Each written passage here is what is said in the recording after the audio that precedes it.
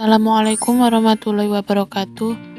Yang terhormat Ibu Falahul Aulia MPD selaku dosen pengampu mata kuliah bimbingan dan konseling, dan tak lupa kepada teman-teman semua yang saya cintai dan saya banggakan. Perkenalkan, kami dari kelompok 6 yang beranggotakan Wahidatun Nurul Mahfudah NIM 003, Dinda Nurul Lailatul Rahmah NIM 053, Ana Ma'rufah NIM 061, dan Rina Isnaini NIM 129. Yang pada kesempatan kali ini akan memaparkan hasil diskusi yang berjudul Makna Perencanaan dan Penyusunan Program Bimbingan dan Konseling. A. Makna perencanaan dan penyusunan program bimbingan dan konseling. Menurut Robert dan kawan-kawan, dalam Organization and Administration of Quid Service yang dikutip oleh Romlah pada tahun 1990, mengemukakan bahwa dalam melakukan pencapaian awal program bimbingan konseling harus diarahkan untuk menjawab 3 pertanyaan dasar, yaitu 1. Apakah kebutuhan-kebutuhan bimbingan untuk siswa? 2. Sejauh manakah kebutuhan-kebutuhan itu dapat dipenuhi dengan kondisi yang ada sekarang? 3. Bagaimana sekolah dapat memenuhi kebutuhan-kebutuhan tersebut dengan baik? Dengan demikian, program bimbingan dan konseling adalah seperangkat kegiatan bimbingan konseling yang saling terkait satu dengan yang lain untuk mencapai tujuan bimbingan konseling yang telah ditentukan. 1. Tujuan penyusunan program.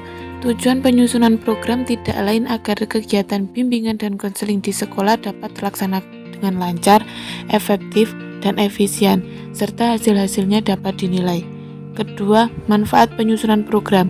Menurut Prayitno, mengemukakan beberapa keuntungan disusunnya suatu program, yaitu A. Memungkinkan guru pembimbing untuk menghemat waktu, usaha, biaya dengan menghindarkan kesalahan-kesalahan yang mungkin terjadi dan usaha coba-coba yang tidak menguntungkan. B. Siswa asuh akan menerima pelayanan, bimbingan dan konseling secara seimbang dan menyeluruh, baik dalam hal kesempatan, bidang, bimbingan, dan jenis-jenis layanan bimbingan yang diperlukan. Setiap guru pembimbing mengetahui perannya masing-masing dan mengetahui pula bila mana dan di mana harus bertindak. Pada itu, guru pembimbing akan menghayati pengalaman yang sangat berguna untuk kemajuannya sendiri dan untuk kepentingan siswa-siswa asuhnya. 3. Unsur dan syarat penyusunan program bimbingan dan konseling. Menurut Prayitno, unsur-unsur yang harus diperhatikan dan menjadi isi program bimbingan dan konseling meliputi kebutuhan siswa, jumlah siswa yang dibimbing, kegiatan di dalam dan di luar jam belajar sekolah, jenis bidang bimbingan dan jenis layanan, volume kegiatan BK, dan frekuensi layanan terhadap siswa. Sedangkan syarat-syarat yang harus dipenuhi dalam penyusunan program bimbingan dan konseling adalah sebagai berikut. A. Berdasarkan kebutuhan. B. Lengkap dan menyeluruh. C. Sistematik. D. Terbuka dan luas. E. Memungkinkan kerjasama dengan pihak terkait. Dan F. Memungkinkan diselenggarakannya penilaian dan tindak lanjut. B. Tahap-tahap penyusunan program bimbingan dan konseling. Program bimbingan dan konseling di suatu sekolah sebaiknya disusun setiap tahun pada awal tahun ajaran. Penyusunan program bimbingan dan konseling dapat dibedakan menjadi 2, yaitu membuat program yang sama sekali baru dan atau mengembangkan program yang sudah ada. Untuk membahas tahap-tahap penyusunan program ini akan disampaikan 2 macam pendapat tentang tahap-tahap kegiatan penyusunan program bimbingan dan konseling. Pendapat yang pertama, menurut Miller, ada 4 tahapan yang dikemukakan oleh Miller, yaitu A. Tahap persiapan, B. Pertemuan-pertemuan permulaan, C. Pembentuk, dan yang terakhir D. Pembentukan panitia penyelenggara program panitia sementara. Pendapat yang kedua, tahap penyusunan program menurut Gibbers dan Henderson tahun 2006 meliputi 4 tahap, yaitu perencanaan atau planning, kemudian penyusunan atau designing, kemudian C. pelaksanaan atau implementing, dan yang terakhir D. penilaian atau evaluating. C. Model penyusunan program bimbingan konseling. Dalam perencanaan program bimbingan dikenal dengan 3 macam model penyusunan program, yaitu 1. Model penyusunan program konvensional. Secara garis besar, penyusunan program bimbingan konseling menurut model ini adalah sebagai berikut. A. Mengidentifikasi kebutuhan-kebutuhan atau masalah-masalah siswa.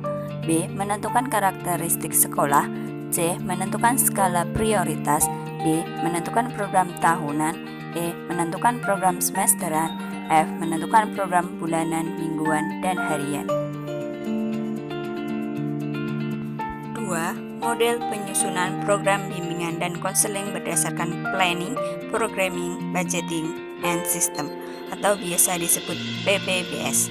Penyusunan program berdasarkan PPBS merupakan upaya untuk memperbaiki cara penyusun program berdasarkan pada cara konvensional yang mendasarkan kebutuhan atau masalah siswa.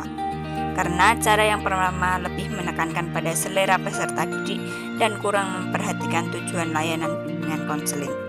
Kurikulum yang telah disusun secara nasional dan bagaimana mengevaluasi kegiatan sangat sukar dilakukan.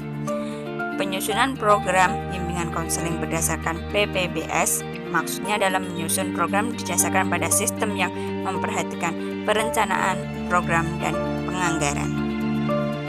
3. Model penyusunan program bimbingan dan konseling komprehensif.